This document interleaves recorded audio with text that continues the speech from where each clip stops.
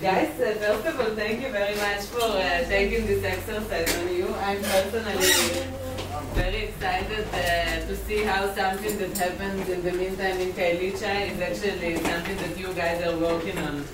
And maybe before we go to your presentation, would you like to share a little bit of the process? How was it for you to work on this subject? Was it hard, easy, fun? So the thing is, creating like 3 icons. It can be too big or too simple. Just those are the challenges. Because it's 3. Yeah.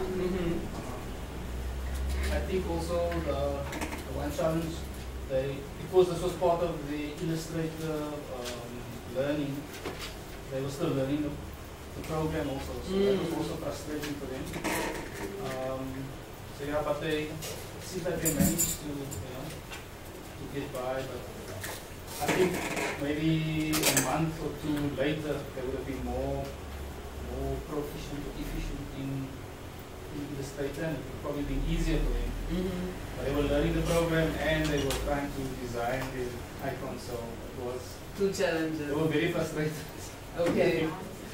So first of all, we can actually meet again in 2 months. There is no reason why this shouldn't happen. It can actually be a nice way for you to see how you moved forward in terms of the techniques of things. Yes.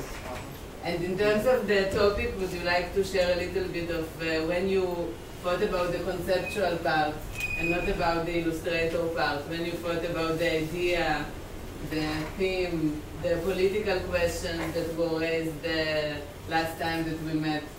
How was that for you? On that side, for me, it wasn't about like the African side, it was just about Khayelitsha as a township in general. So, because this is like the violent neighborhood and everything, we're just trying to reflect the positive or on the icons and everything. So it was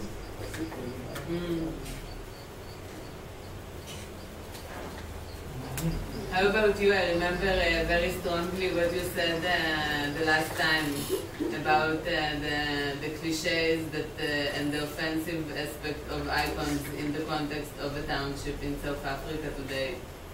How was it for you to face the challenge of actually showing how it should be done? It was actually difficult because at the end of the day, I realized that,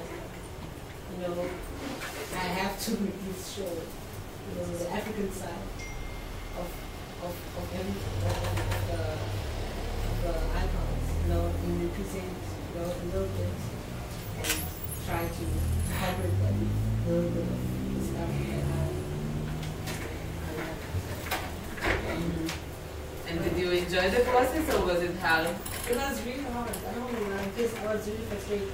About the technical part or about the concept part? I can say the technical part, and the concept.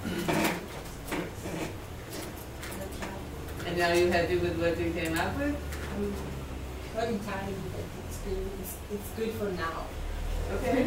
And that's actually another interesting thing to learn, how to live with something which is not 100% perfect, but within the time that I was given, with the tools that I have, that's the best that I could come up with. It's a good, actually, thing to learn for young professionals.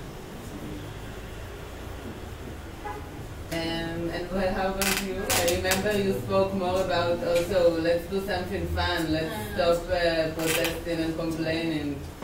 Yeah, well, I find that I had these ideas and then they kept on clashing because I was trying to bring the African part and then actually just unite it with the Western part. So. And then the thing is I was not really sure of the functions of the center. So I wanted to actually incorporate everything together, but then I felt like it's going to be too much as well. I wanted something simple that is actually going to just say what's there, but then in a simplest way. But then I couldn't. And then I was like thinking that I should just go for one icon or different icons that could actually explain what is happening, what are the functions of the center. together. So that was quite challenging, and also the technical part. Yeah, but then we managed to put it up like this. And how do you feel about what you came up with? Yeah. Yeah, but then not really up to the level that I was actually thinking that I would actually put it. But then I tried. Yeah, and there is always, I think, in everything creative that we do, there is always a distance between our ideas and how it looks like inside our head. And then when we try to actually make it real life and show it to somebody else, there is always a gap. Like me, I write, I don't know how to do graphics. And every time I write something, it never like sounds like what I wanted to say. And it's like inherent frustration that us creative people must know how to work with it, because it can very much put down our confidence and our self-esteem, and then we cannot create. So it's actually something that is good to learn to deal with it also in a young stage. It will always be there.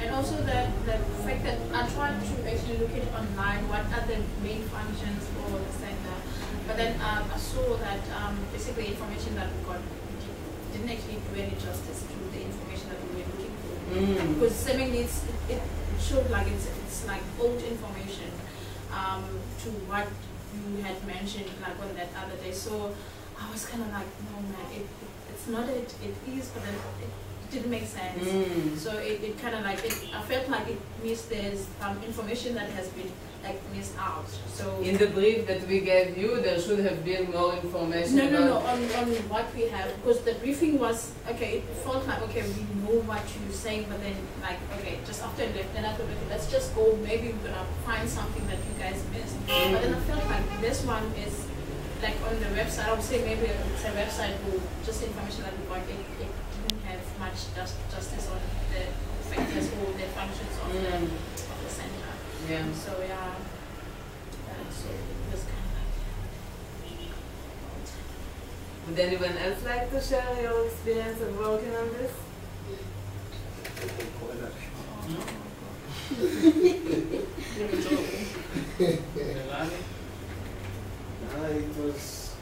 It was fun for me, but I found it very difficult to like put your illustrator, because I'm not so good at illustrator, but I got my classmates to help me. But sometimes I feel like I'm asking too much to them.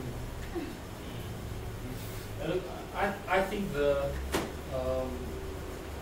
this project for them was a little bit premature. But I mean, we also don't want to miss out on people coming in and offering. We want to build relationships, and so we don't want to close the door on people. But from the start, I thought, okay, it's a little bit early for them, but they can do it, and I think they matured in this because they work through their own emotions and their own frustrations, so I think it was maybe a baptism of fire for them. And I think maybe later, like, let's say 2 months, once they're done, they go through Photoshop and InDesign and they see what those programs can do, and with Illustrator they'll be more powerful. Yeah. And they can maybe, and they would have probably been a little bit more visually educated. And maybe then they would feel better and be able to really tackle the problem. Yeah. And again, I say I will be really happy to come back here in 2 months or whenever you say and follow up on this process. And I'm very grateful that you allowed us this opportunity, because maybe you are not so much perfect like you want to be in the program, but for us already, seeing those first ones that you sent and even listening to you, it's actually very, very, very useful. So we do feel that we gain something, and we hope, at least from what we're hearing, that you gain something, and it always must be a win-win situation. And I have another short question before we move on to the presentations. Has anyone experienced that through this project you went and you look differently at your environment in Khayelitsha? The way you look at buildings and posters and logos and icons? Did it maybe allow you to observe more critically your environment and to analyze the visuals that you see around, how they can be part of what you are doing? Colors. I did, and the other time I actually took a trip with we went to look at the building. Okay. And I was like, okay, I wanted to actually grab like the inspiration behind us creating this icon for the actual building. And as I was looking at it, I thought maybe something would actually give me an idea on how I want to create this icon. But nothing came up at the time. But I kept on looking at other signs, like at the railway station, everywhere I was going, public transport, I kept on looking and I was wondering, like about the simplicity, but yet you actually get the message. And I wanted to find a way, how will I illustrate that into this, because the whole concept for us, it felt, for me, it was a bit complex, because there was a lot of information that needed to be in this icon, yet you had to simplify it. And that's exactly the problem, yeah. Like Isivivana. So Isivivana is just a simple word, but everything that comes with that word is a lot. And now I have to make this image about this building, about everything that is going on into this building.